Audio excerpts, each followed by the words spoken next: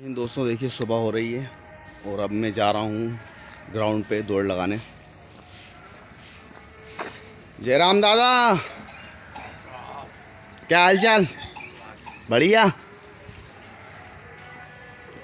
ये देखिए दोस्तों, ये हमारी कॉलोनी का जैन मंदिर है।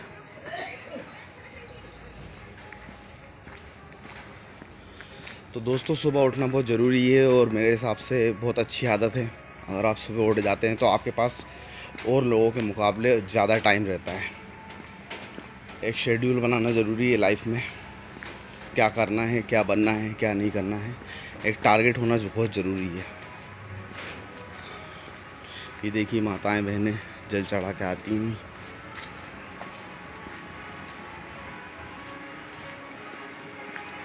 ये देखिए ये सुबह का आसमान। ये हमारे मिश्रा जी की दुकान है, Mishra law chamber. Jairam aunty,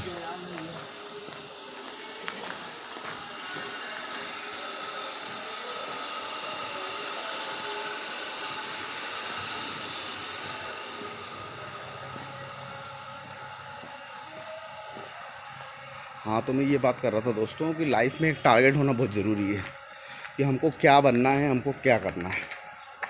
एक बार डिसाइड कर लो कि हमें ये बनना है ना, तो सब कुछ मुमकिन है। अगर आप सोच लो, अगर आप ठान लो, उसके लिए मेहनत करनी पड़ती है, दिन रात एक करने पड़ते हैं। क्योंकि देखो ये टाइम है, ये उम्र है, एक बार उम्र निकल जाती है ना तो फिर इंसान अपनी कमर पकड़े रह जाता है। सोचता है काश मैं तब कर लेता, तब मेहनत कर लेता, तब मेहनत कर लेता। तो मेहनत की उम्र मेरे हिसाब से जो है, बचपन जो हमारा रहता है 14-15 तक हम बचपन ही बच्चे ही रहते हैं, और 15 के बाद में हम लोगों में थोड़ी समझदारी आने लगती है। तो 15 साल से लेके ज़्यादा से ज़्यादा 35 साल तक, 15 साल यानी 20 साल और अपनी लाइफ को दो, और हमें जो बनना है, हमें जो करना है, वो उसके ऊपर फोकस रखो। जयराम दादा, और क्या हो रहा हो? दर्शन करवे आए थे माता जी के, चलो अपन भी कर लेते हैं दर्शन। ये देखिए ये हमारी शीतला माता जी का मंदिर है। ये देखिए आप,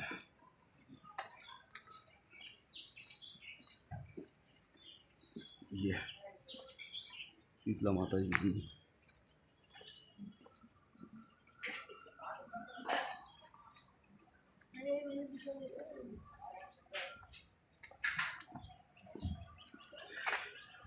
हाँ तो मैं ये बात कर रहा था दोस्तों कि एक टारगेट होना ज़रूरी है और एक उम्र में ही हम मेहनत कर सकते हैं।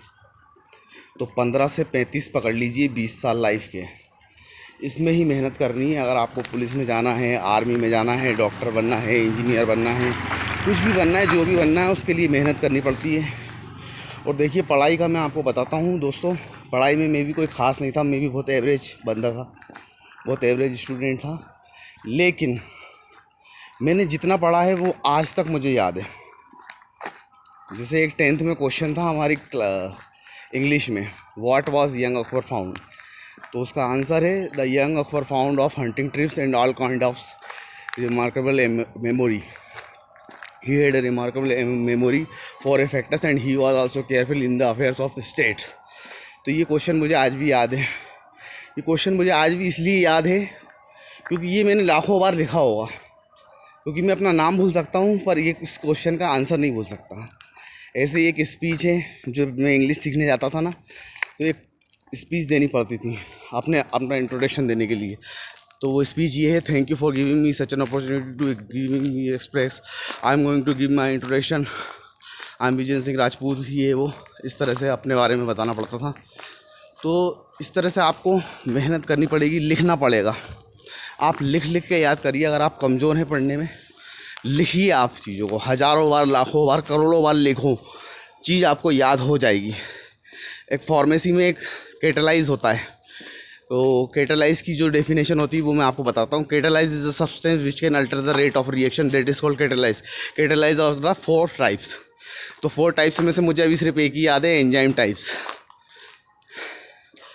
तो ये होता है, तो ये मैंने लिखा है और लिख के कई बार रट्टा मारा है और मैं ये नहीं कह रहा हूँ कि रट्टा मारो आप, लेकिन अगर आपको याद नहीं हो रहा है, आप पढ़ने में कमज़ोर हो, आपका मन नहीं लग रहा है, तो आप लिखो उसको। लिखने से देखो ये फ़ायदा होता है, एक राइटिंग सही हो जाती है। मेरी राइटिंग भी कोई ख़ास नहीं है, मेरी राइटिंग मुझे खुद समझ में नहीं आती कई बार कि मैं क्या लिख देता हूँ।